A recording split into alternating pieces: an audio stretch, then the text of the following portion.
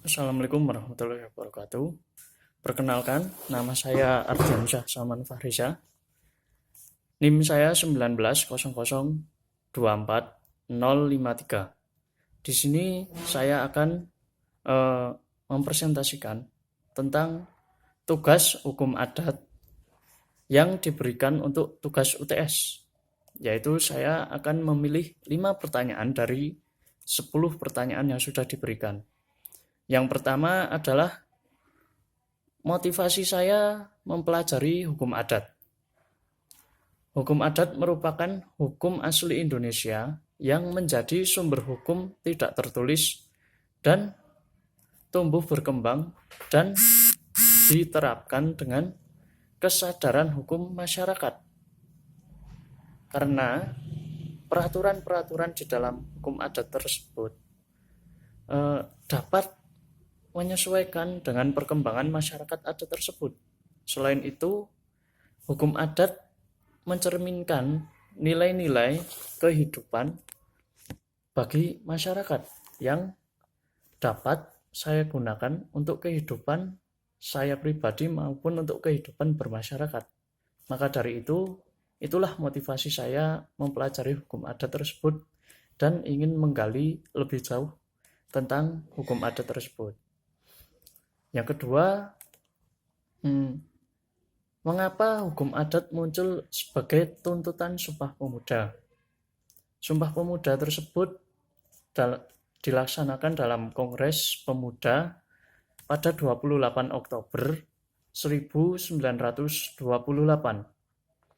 yang menghasilkan putusan yang disebut Sumpah Pemuda dengan ketetapan hati untuk satu, bertumpah darah satu, yakni tanah Indonesia.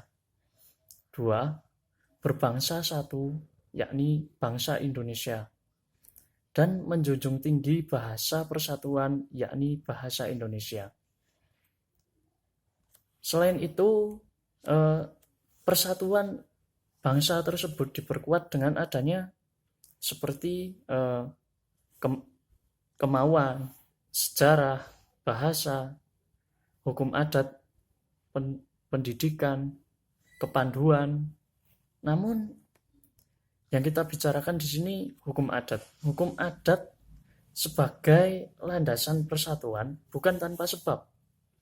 Karena negara kita, negara Indonesia, memiliki sejarah dengan yang namanya hukum kolonial, di mana hukum kolonial tersebut sangatlah merugikan masyarakat Indonesia di segala aspek, baik ekonomi, baik sosial, dan lain sebagainya. Karena hukum kolonial ini bertujuan untuk apa? Menjajah negara kita, mengambil sumber daya negara kita, sehingga negara kita menjadi negara yang dijajah dan tidak punya apa-apa.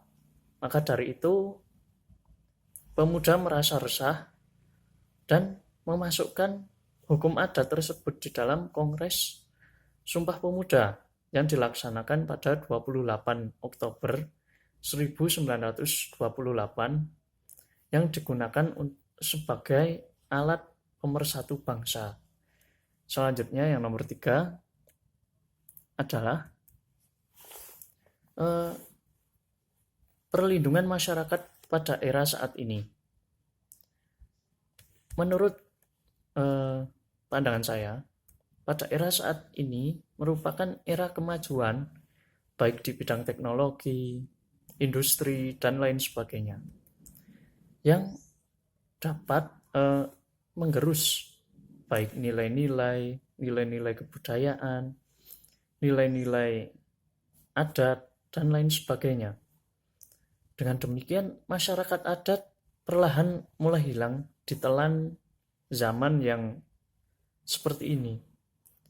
Dan perlindungan masyarakat adat yang seharusnya dilakukan oleh pemerintah sangatlah belum begitu kuat dan sangatlah masih kurang.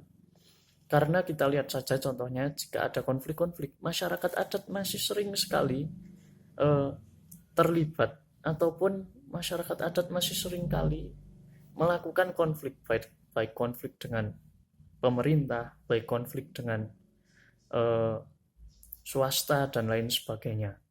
Sehingga masyarakat adat ini kurang perlindungannya. Selanjutnya yang keempat adalah kelebihan hukum adat yang berbeda dengan hukum lainnya.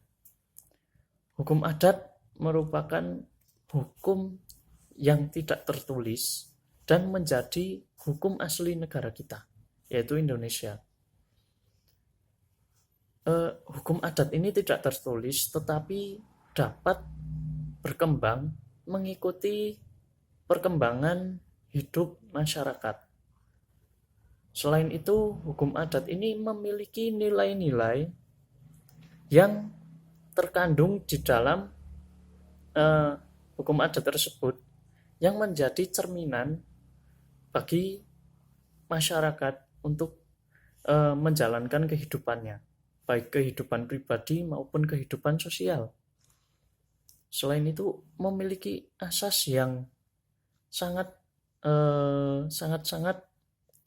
bagus, yaitu di mana bumi dipijak, maka langit dijunjung. Hukum adat tersebut yaitu kita berada di mana, maka hukum adat tersebutlah yang kita junjung, sehingga tidak terjadinya konflik ataupun tidak terjadinya kesewenang-wenangan seseorang. Itu hal yang sangat bagus. Selanjutnya adalah langkah-langkah apa saja yang dapat mengembangkan hukum adat di daerah. Menurut pandangan saya, pengembangan hukum adat di daerah sangatlah penting karena hukum adat haruslah eksis terus, maka dari itu harus dikembangkan di daerah-daerah. Namun kita harus melakukan, sebelum kita mengembangkan hukum adat di daerah tersebut, kita harus melakukan riset ataupun penelitian bagaimana kondisi masyarakat tersebut, sosial, budaya, ekonomi, dan lain sebagainya. Selain itu, kita juga harus melakukan ke musyawarah dengan masyarakat tersebut, karena hukum adat ini berkembang dan akan berlaku di dalam masyarakat. Bagaimana masyarakatnya, apakah setuju untuk mengembangkan hukum adat tersebut atau tidak? Selain itu, kita juga harus dapat mengedukasi hukum adat tersebut ke seluruh kalangan warga daerah tersebut, terutama yaitu penerus bangsa, yaitu generasi muda. Harus diedukasi dengan hukum adat tersebut karena generasi inilah yang akan meneruskan hukum adat tersebut atau akan menjalankan dan lebih mengembangkan lagi hukum adat tersebut. Mungkin itu sekian dari saya. Apabila ada salah, saya mohon maaf. Sekian dari saya. Wassalamualaikum warahmatullahi wabarakatuh. Jangan lupa subscribe, bro.